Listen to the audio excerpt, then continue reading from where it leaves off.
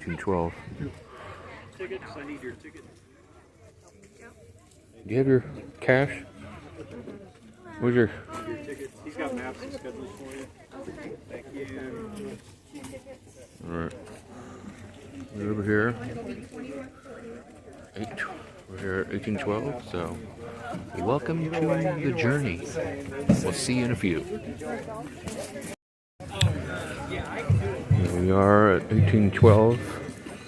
Random walkthrough. It's pretty nice.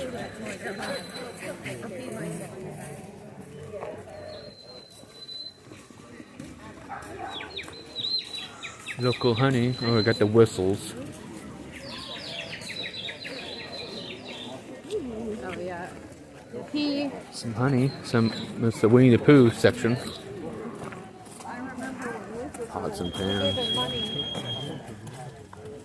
To get a souvenir, and because I couldn't get any. June Jay. Everybody, good to see you. Yeah. See you next week.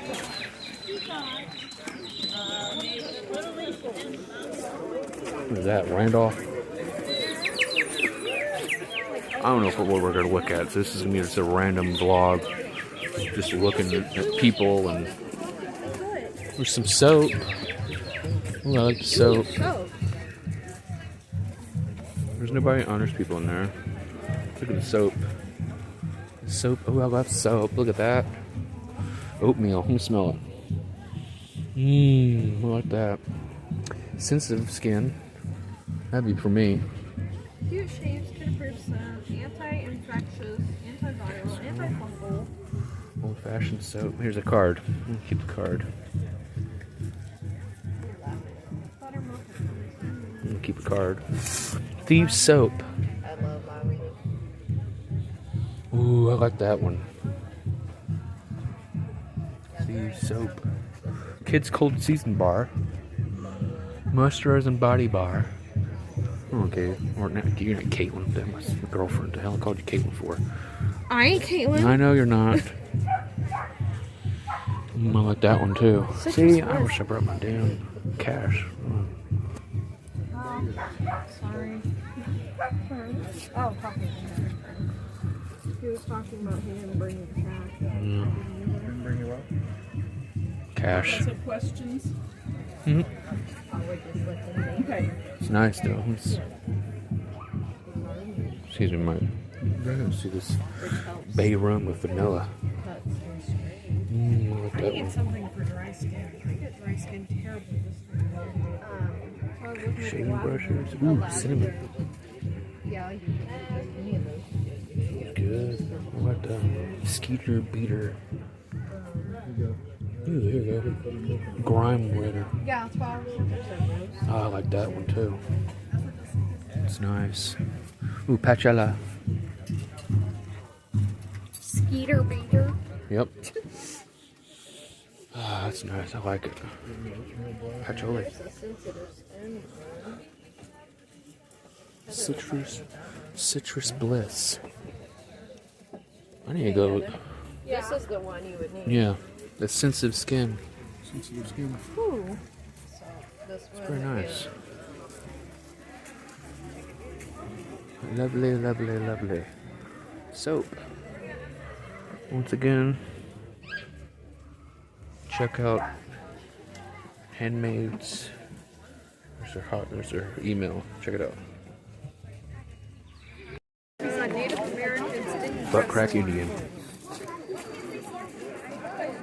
Maps and stuff.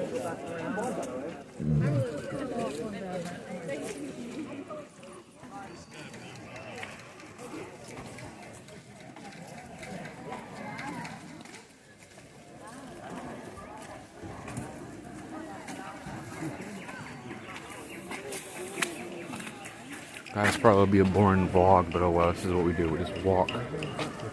Just show the world of what we do here. Hey, look, honey, this was quarter pies where the kids were all Oh, Lord. pushing it through. Never again. Yeah, they had these kids here. With these quarter parties, they kept on having mosh pits in it. Shaking them. They were shaking them, shaking those porta potties like damn idiots. Well, they're children. They don't know any better.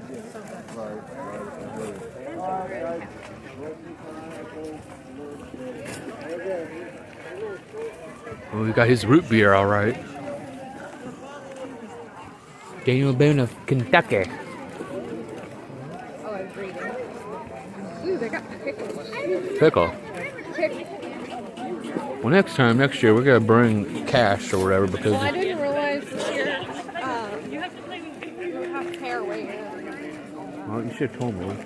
I didn't know. And I would bring money. There's the swords. There's an axe. Yeah, rabbit skin.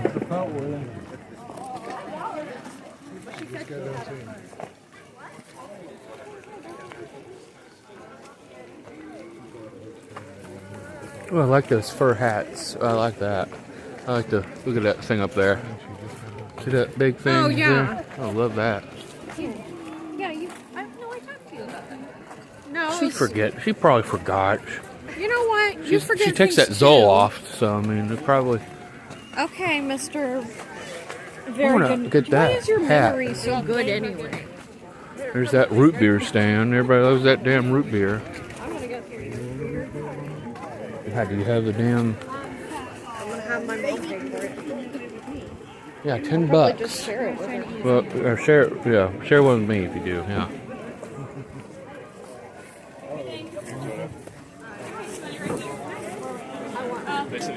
Two bottles. Root beer. It's licorice and kosher. $10. Oh, there's a cup too.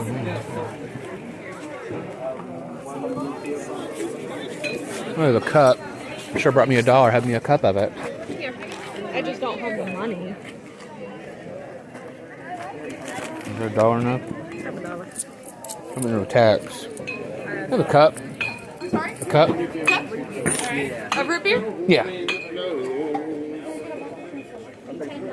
Give me a little cup. Thank you so much, man. Take care. You too. Thank you. Yep. This is all enough for me. It doesn't have time to It's like some licorice stuff. Excuse me. Soda's good. See, I want to get that damn hat, but I don't have any fucking money for that. I want to look like a damn husky wolf. And get some $1 root beer. I'm not a good vlogger. I've been watching Am the Woo and Carpetbagger, and yeah, I don't know what rabbit skin.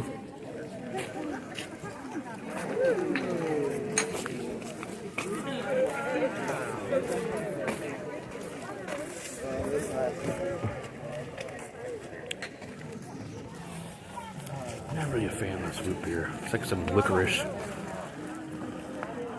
What's it? It tastes like Twizzler root beer. It does not. It's like Twizzlers. I like Twizzlers, so. Well, good. Well, you like mine too, so good. Thank you. Ooh, here comes the rain. I've heard a little raindrop. Comes the rain, falling from the sky.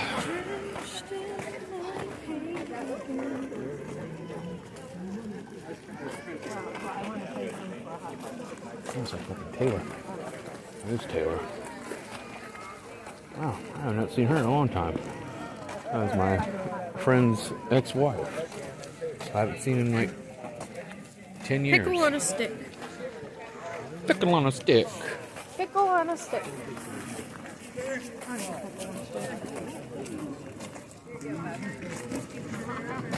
Last time I had a pickle on a stick, though, I thought I was having a heart attack. Last time we had pickle on a stick was last night. I'm like, no, I'm good. Dan's pickle? No, my pickle. But last time I had a pickle on a The stick, Black though, Death. I felt like I was having a heart attack. My heartburn was so bad. Yeah. I haven't even took my I haven't even took my damn omeprazole in a couple days.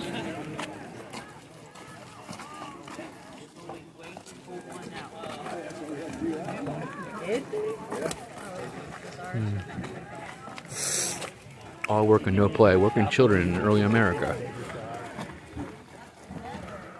There's no children. It's just I messed with There's the Luke Boy with some Boy Scouts. Scouts.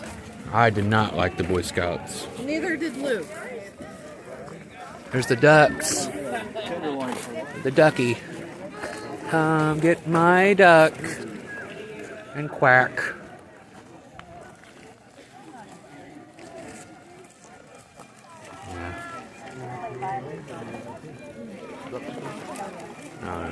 I'll see you guys in a little bit. Sorry, it's a boring vlog.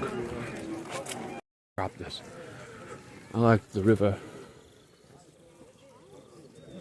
Ranger station. Rangers program starting. Come in. I want to see this. MISSISSINEWA. What are you doing? Looking at the.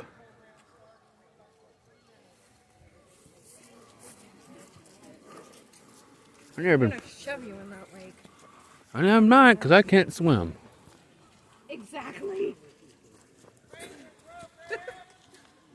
I don't do programs. Ooh, a walking stick.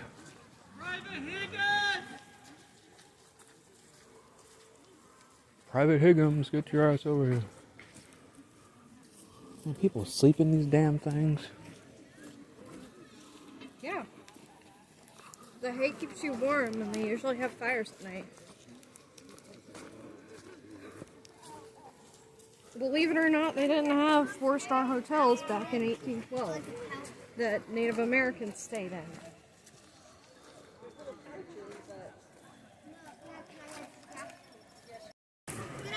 Back. There's some necklaces.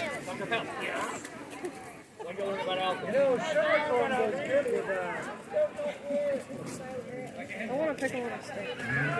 Yeah. Pickle on a stick? A pickle on a stick, yep. Pickle on a fucking stick. Ooh, hot bagel. That is not what it's called. Ham and bean. Pickle on a stick. Pumpkin spice sauce. Oh, we get over here. Always getting pumpkin spice for herself. Pumpkin spice. You want one? No, I'm good. Nah, we're good on coffee. I Yeah, don't we need had a one. whole bunch of coffee for you, Yeah. so we're good. Yeah. Whole bunch of okay, this is getting hot now. My bald head needs.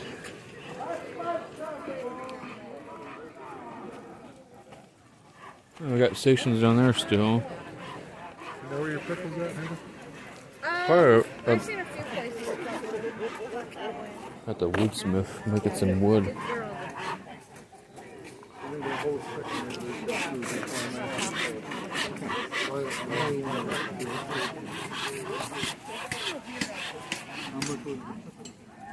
I think it's over that one.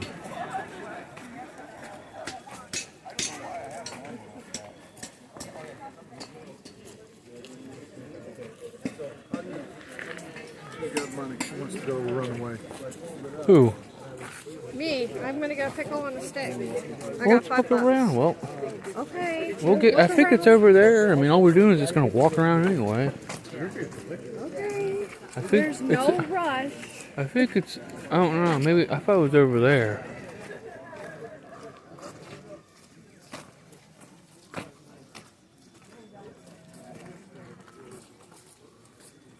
I'm a terrible vlogger. Sorry, guys. Fucking boring. Well, I'm just not. I'm not. I'm not entertaining like the. We go. I don't go in stations. I don't go. I want to give me that damn hat, but I don't have any money to get anyway. That damn old husky. But you remember, they don't take credit. It's we're in the damn 1812 era. I know that. I think it's over there. I don't know. Fried cheese. I don't know if it's.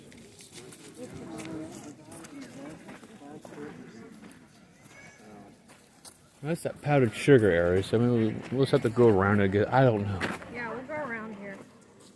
Yeah, but we can't lose your mom and then because we're in deaf. We have no signal in this hellhole. Only they're allowed to have signal.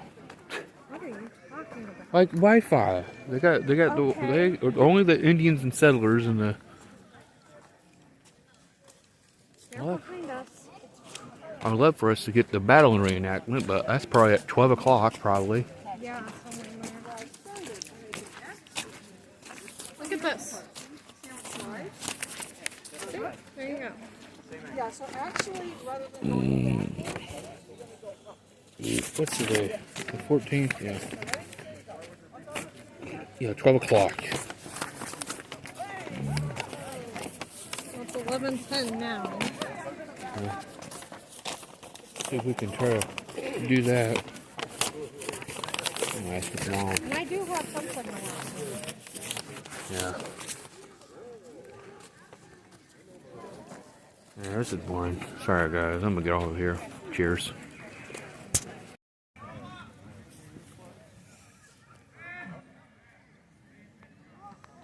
What actually happened here at the real Battle of Mississinewà, which we are not portraying today, was there were 600 regular troops started attacking small native villages all along in this area to try and drive them out. And that's why we had our moment of silence, because there was a battle very close to here as they tried to take back this territory. There were women and children that were taken captive. There was 12 inches of snow on the ground.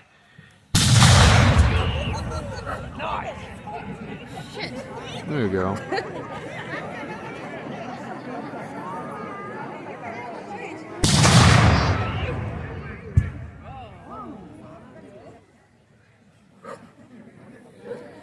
Can you tell me a little bit about the guns? Well, how big are those cannons? So, field cannons during the War of 1812 usually were in the range of from 6-pound to 9-pound to 12-pound cannons, and that rating was by the weight of the cannonball.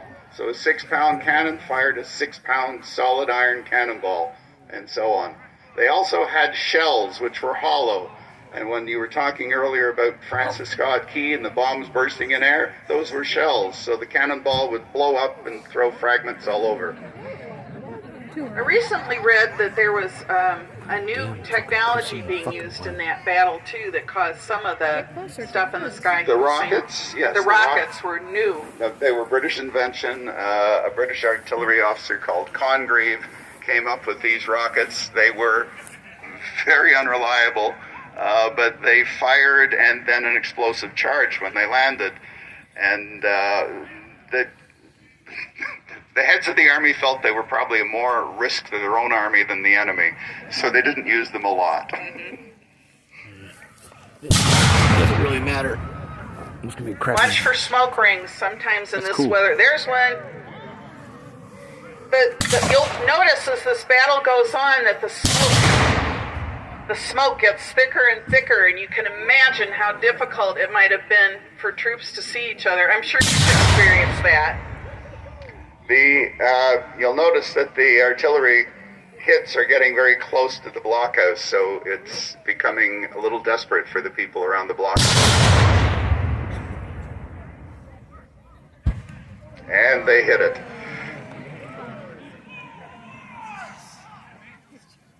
So they're sending in infantry now. This is militia, correct? This is militia, correct. Can you explain to them what militia means? Militia were citizen soldiers, usually not uniformed, so they brought their own clothing, often their own weapons, but they were the second line of defense behind the regular army. Why are they all standing so close together? The typical approach to the weapons was, because they were smoothbore weapons and not very accurate at long range, if they grouped people together, it was the effect of a giant shotgun. So it was more effective in terms of inflicting casualties on the enemy. And now you can see some American regulars coming up to support the militia. And for the little ones in the audience, an American regular would be somebody who signed up to join the army and probably got a paycheck. Notice how their clothes match, whereas the militia does not. They're all different.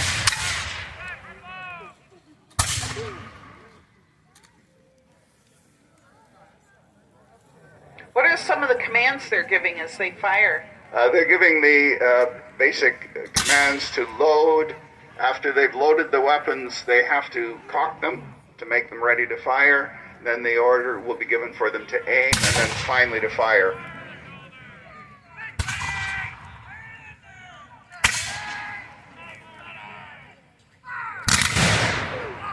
So they're firing volleys. That's when all the soldiers fire at the same time. They can also have various ways of firing where one rank will fire, then the second, or they can fire by files from right to left, depending on the situation.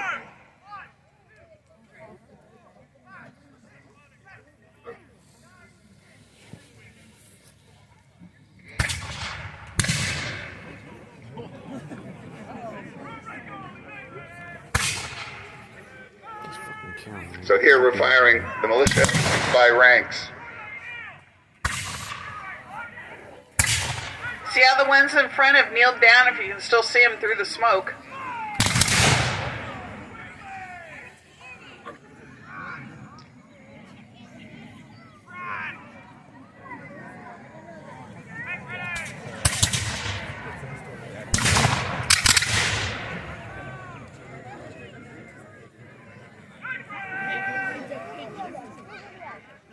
Man, the best reenactment was yesterday, 1812 one. This is just so small. So you can see they're sending in more militia, and they're attacking the blockhouse from both sides in a pincer movement to try and cut down on the effectiveness of the defense. Look, where's the other people at? They just had this little small. Look, people, I see someone out there behind the brush. Do y'all see them? I wonder who that is. It's the Indians. Don't look like regular soldiers.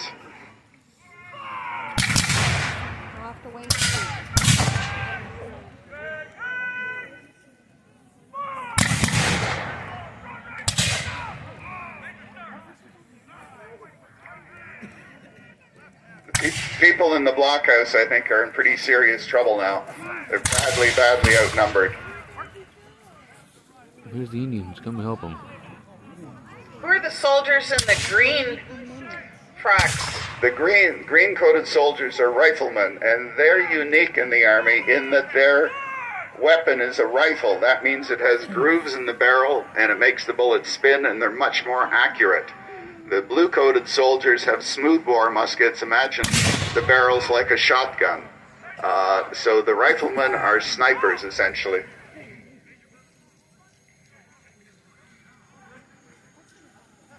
There's a drone. A drone.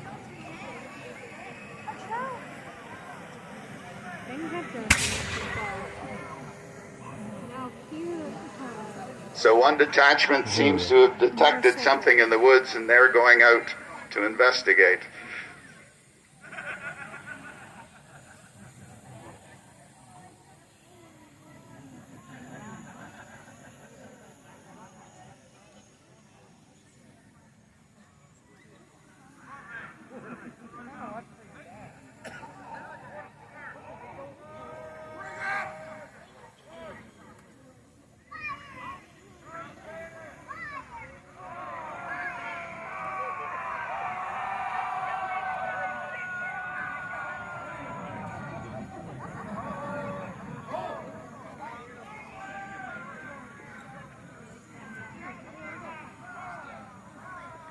There's gentlemen with very, very fancy hats like yours standing over there at the back. Who would that be?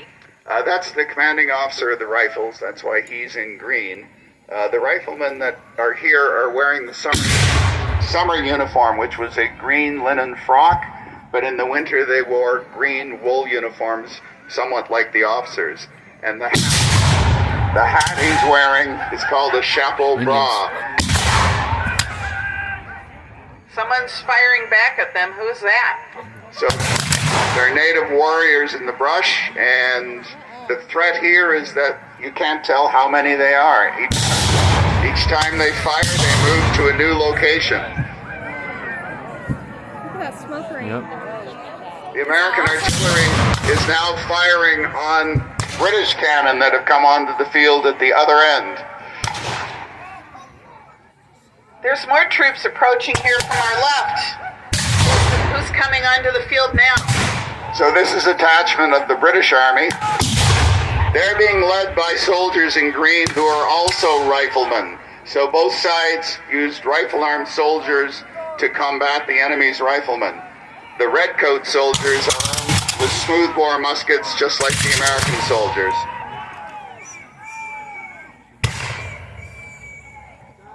So the American riflemen have come forward to sort of break up the British attack.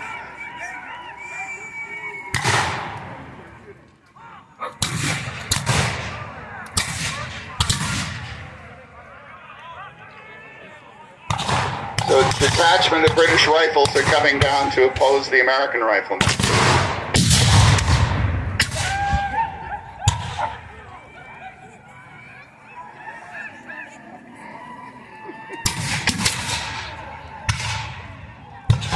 And now, a bit of a nasty surprise for the American riflemen. This body of troops that are coming are British light infantrymen. They fight dispersed, but they're regular soldiers. They're armed with muskets, but they take advantage of ground cover and whatever to skirmish with the enemy.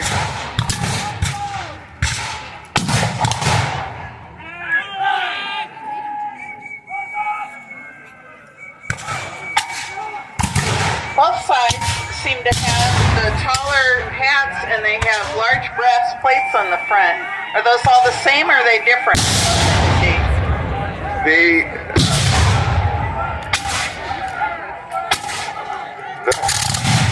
caps that have the false fronts on them were actually copied from the Portuguese.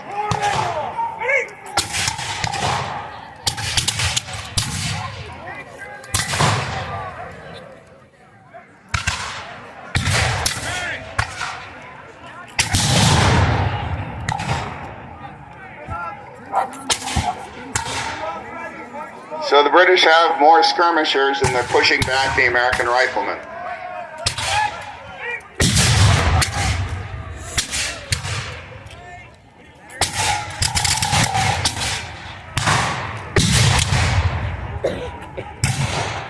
I see horses now. What role did horses play in these battles? Well, soldiers on foot were very vulnerable to cavalry. So they tended to form together either in clusters or squares to protect themselves against horses. I've heard that horses at this time were like the tanks of the army. Pretty much.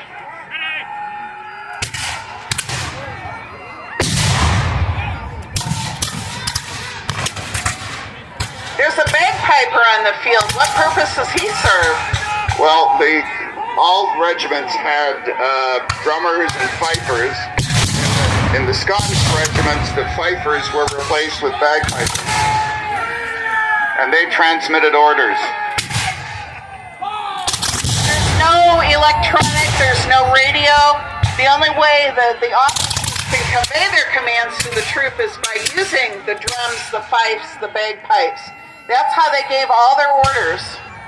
Now another unit is entering the field from the British side, and some of them are wearing red coats, but they're actually militia that were given cast-off coats from the regular army, and this was to make it appear that there were more regular soldiers than there were.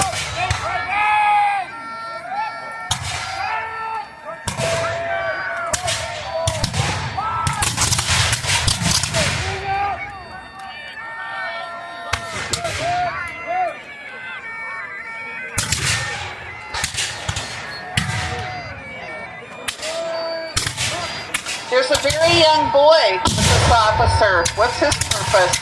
That young boy is acting as a messenger, sending orders from officers to other parts of the unit.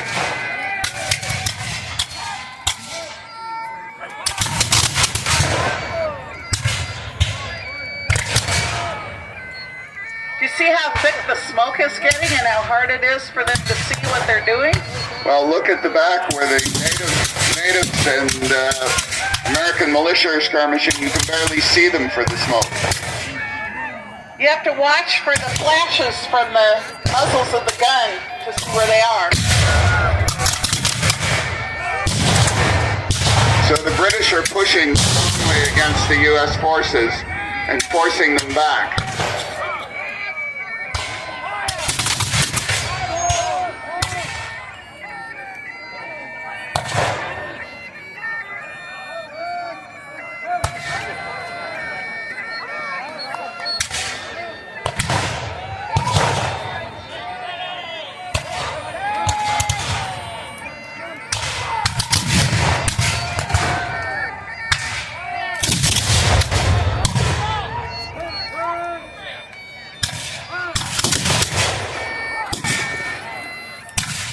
There are some officers that only have an epaulet on one shoulder. What does that mean? So in both the American and British armies, junior officers only had one epaulet. So lieutenants and captains had a single epaulet, majors and colonels had two.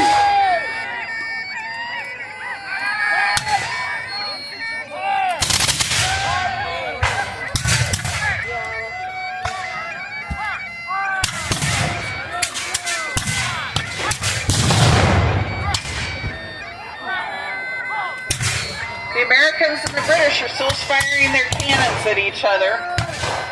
So you notice the British are trying to form a long continuous line to sweep the American forces back.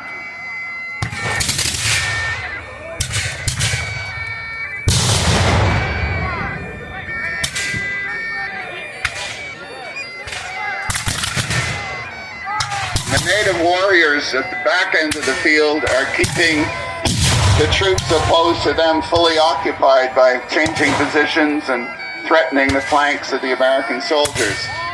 So the British don't have to contend with the rest, they only have to contend with what's in front of them. Are these natives fighting with the British? Is that why they're coming up behind them? Yes, by and large, the British had heavy reliance on native allies.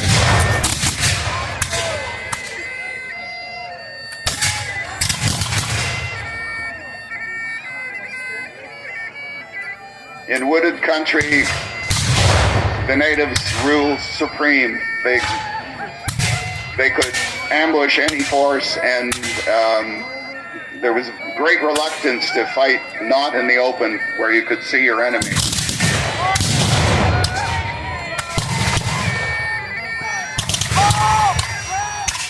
The British have irregular cavalry on their side as well, and you can see the American riflemen clustered into a small group. That's to protect themselves against the horsemen.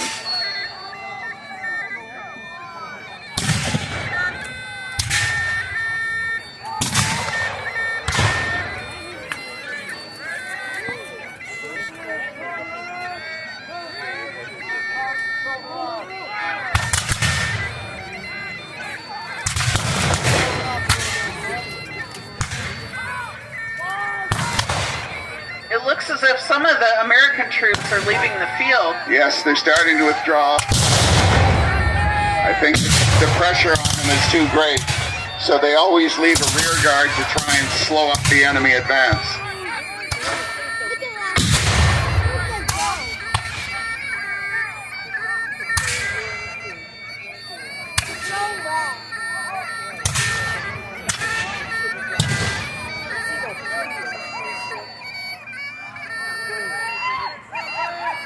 British and the Indians are going to win this one.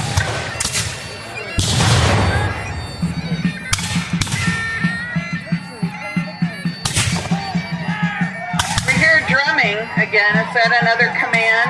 I think the drummer is probably beating a parlay, meaning they want to negotiate.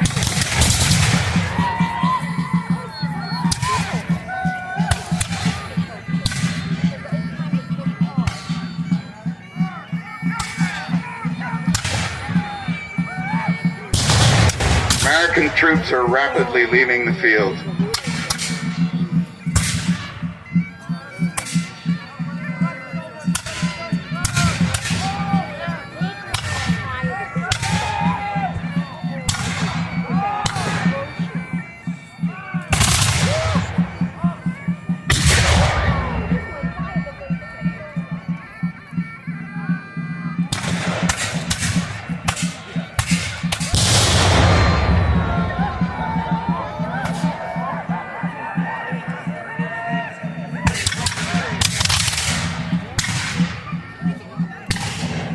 So all that's left is a tiny American rear guard.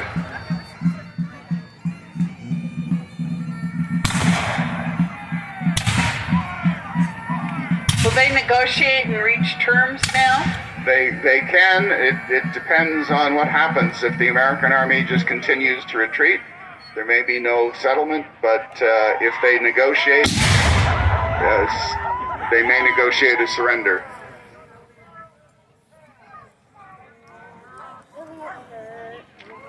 A team is coming forward. They're going to parley with the British.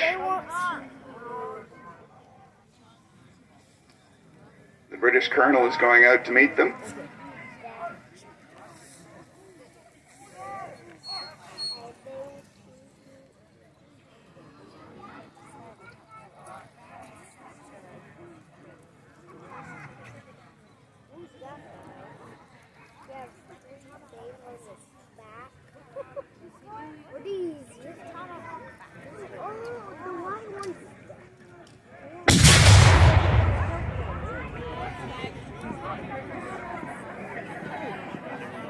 I think the British colonel is pointing out that the American negotiating position is not particularly strong.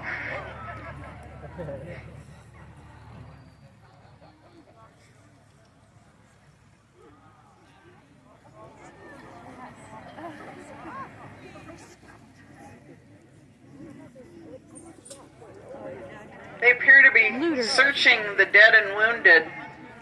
The negotiations have concluded.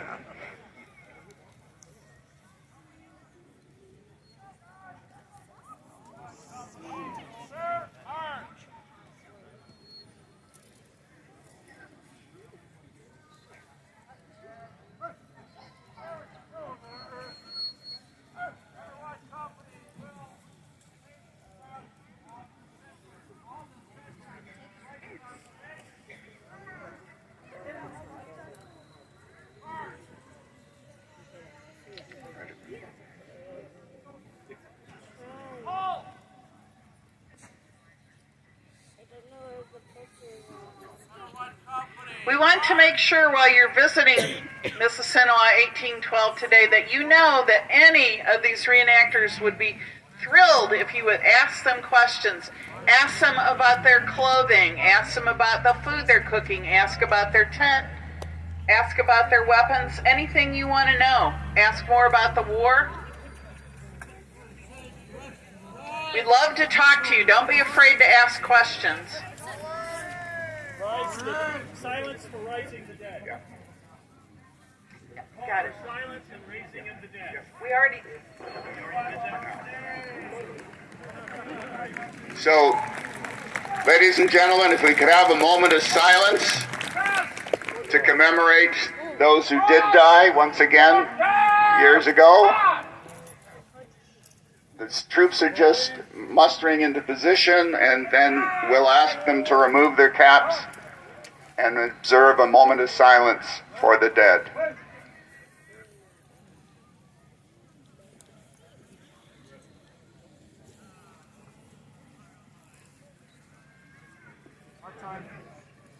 It's okay. Halt! No, no, keep going. Keep going all the way. On the right. Go ahead. Go. That's really it. There ain't no more questions. All they're gonna really do is just like, if dead people come back up. Whoop. That was good. Right.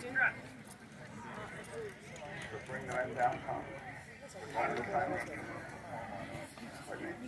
The Americans are going to come and form on us, so let's do the moment of silence together. All right. When the Americans come up, then we'll salute the element. So I'd ask you to remove your caps and observe a moment of silence in honor of the dead.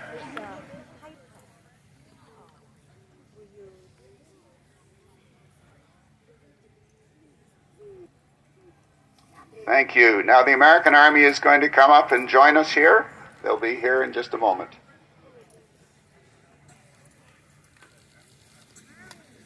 This is a good time to get pictures while they're up close and not obscured in smoke.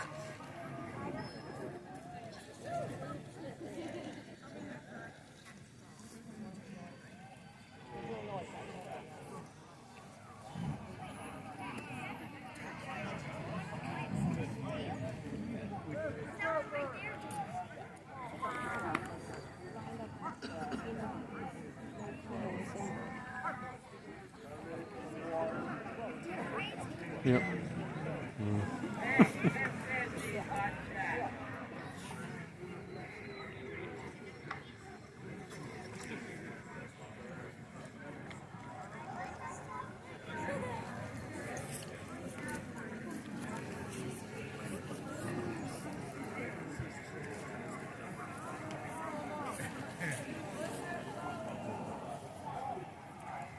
These reenactors travel from all over the country, from Canada.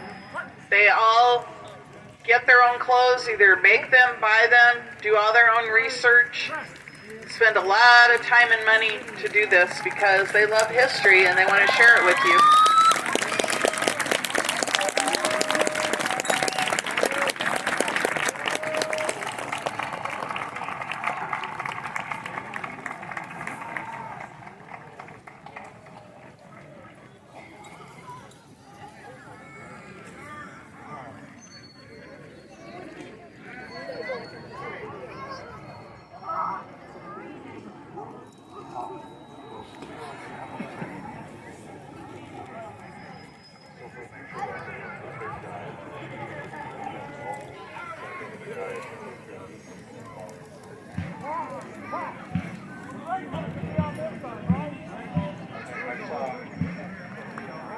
So the U.S. Army's marching back onto the field now.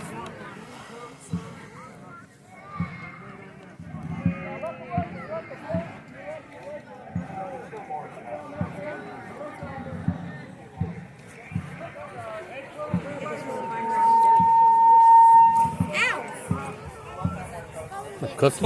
What's up, bud? Yeah, what's bad? That's my old buddy from elementary school. I haven't seen him in a while.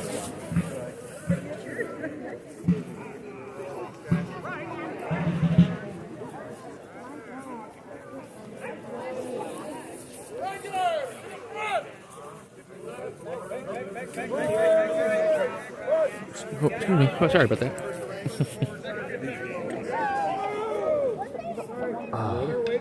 Yeah, Yep. he's gotta use the porta potty.